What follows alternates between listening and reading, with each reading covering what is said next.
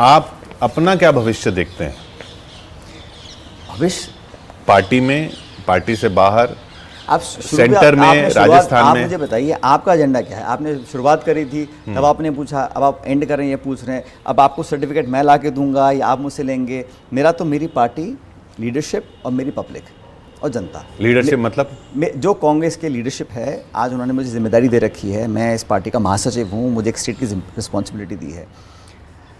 Obviously मेरी पहली priority वहाँ रहेगी, मैं वहाँ पे पार्टी का अच्छा परफॉर्मेंस करके दिखाऊँ।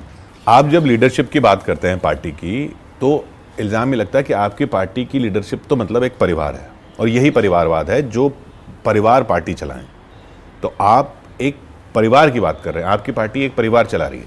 मुझे पता नहीं आप ऐसा क्यों कहते हैं, क्योंकि आप जानते हैं कि कांग्रेस पार्टी में चुनाव हुए, ऐसी कौन सी पार्टी में चुनाव होते हैं, पहली बात मुझे बताइए। अभी हमारे बीजेपी के अध्यक्ष नड्डा साहब हैं, दोबारा उनको एक्सटेंशन मिल गया। किसने नामांकन भरा, किसने वोट डाले, कैसे चुने गए, किसी को पता ही नहीं है। वहाँ तो अपनी पूछते हैं। हमारी पार्टी में जहाँ चुनाव हुए, मतपेटियाँ रखी गई, वोट डाले गए, 2 लोग लड़े चुनाव, या 3 लोग, थरूर साहब लड़े, खड़गे साहब लड़े, वो चुनाव जीते। इलेक्टेड निर्वाचित हमारे अध्यक्ष हैं, उनको तो आप कह रहे हो कि आप पार्टी नहीं चला रहे हैं।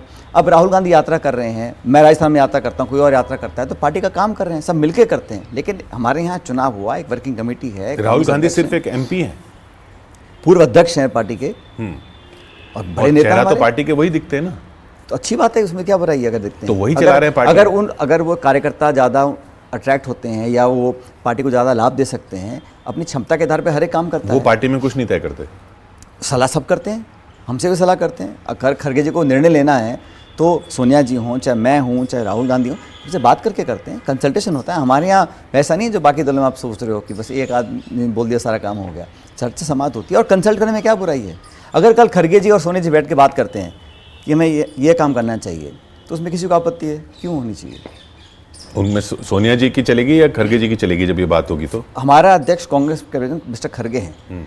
खड़गे जी ही अंत में निर्णय लेते हैं क्या करना है, नहीं करना। वो सलाह, कंसल्टेशन, सुझाव, फीडबैक ले सकते हैं और लेते भी हैं, लेकिन निर्णय अध्यक्ष करते हैं और अध्यक्ष हमारे खड़गे साहब हैं। पर छवि ऐसी नहीं है कि पब्लिक नहीं मानेगी आप जो बात कह रहे हैं। अब ना माने, लेकिन हकीकत मैं बता रहा हूँ आपको, वो चुनाव लड़े हैं, चुनाव जीते हैं। अब आप कहना चाह रहे हो कि सारे निर्णय जो नड्डा जी लेते हैं वो खुद लेते हैं, बात नहीं करते होंगे बाकी नेताओं से, प्रधानमंत्री से या किसी और से? करते होंगे ना।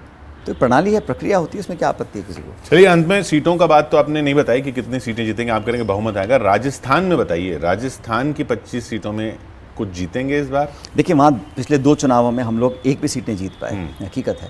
लेकिन 2019 के चुनाव एक विशेष परिस्थिति में चुनाव हुए थे, मुझे लगता है एक अलग वातावरण बन गया था।